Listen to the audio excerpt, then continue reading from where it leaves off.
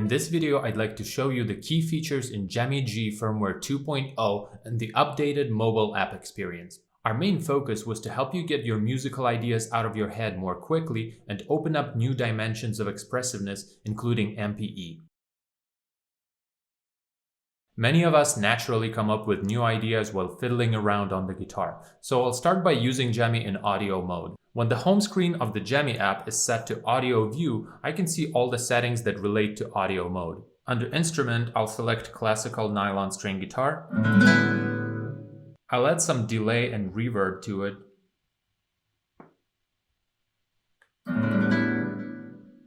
And to make things more interesting, I'll pick a weird tuning inspired by a math rock band called TTNG. Finally, I'll choose a playability preset called Clean Picking and Strumming and play around till I come up with something interesting.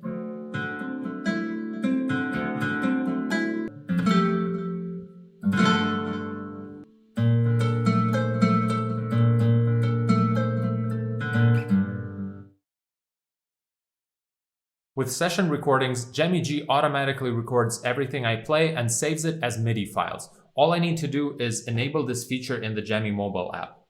In the past, there was no way to punch in and out of recording, so it was sometimes hard to find the idea that you liked in a long MIDI recording. With Firmware 2.0, I can end the current session recording and start a new one by briefly pressing the power button.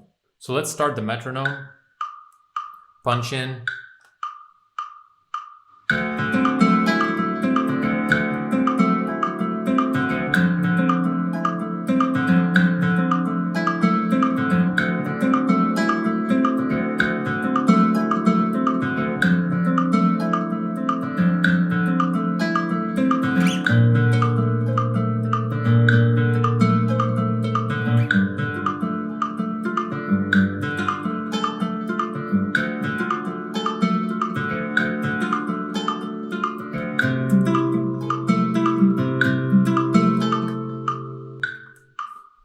and punch out. I can now find my idea in the list using the timestamp, download it to the phone, and share it to my computer, for example using AirDrop. I'll now import this MIDI file into Ableton Live to continue working on this idea. Let's see if it sounds good with non-guitar instruments. I like the sound of this electric piano, pitch shifted by one semitone.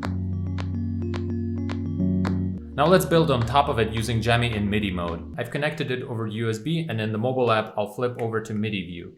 Apart from the same playability and tuning controls as in the audio view, here I can also customize the MIDI config or pick one of the MIDI presets. I'll choose Ableton Live Instant Mapping. Among other things, this MIDI preset lets me control all the macro knobs inside Ableton Live with just one volume knob on the Jammy. You can find more details about this in another video, which I'll link to in the description. For now, let's record the drums. I'll change the tuning to drop C so that the open 6th string now plays a kick.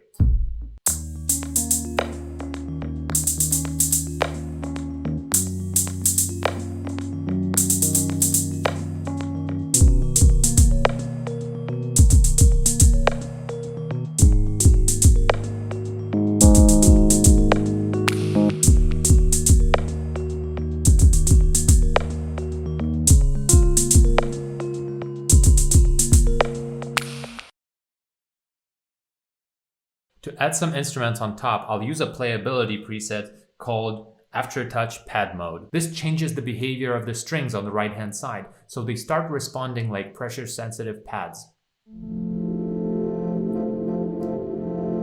You can trigger a sound by simply touching the string, and by pressing it down, you can control Aftertouch.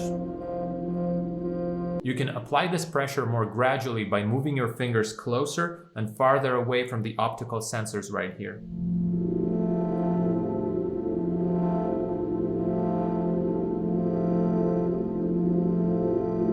And you can control an additional MPE parameter by bending the string up and down.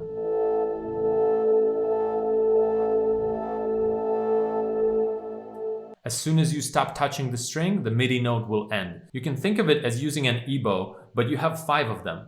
And in Ableton 11 and other software that supports MPE, the Aftertouch is polyphonic, so you can control every string individually. Just make sure that the MPE checkbox is enabled for Jammy in Ableton settings.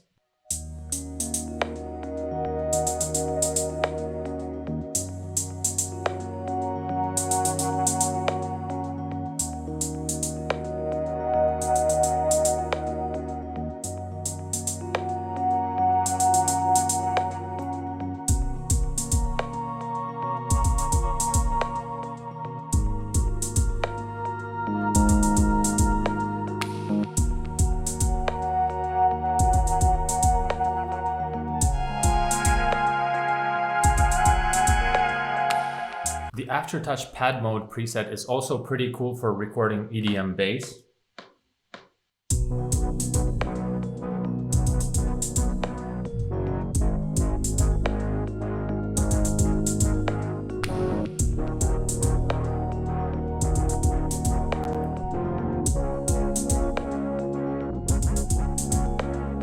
And for playing lead instruments in new ways.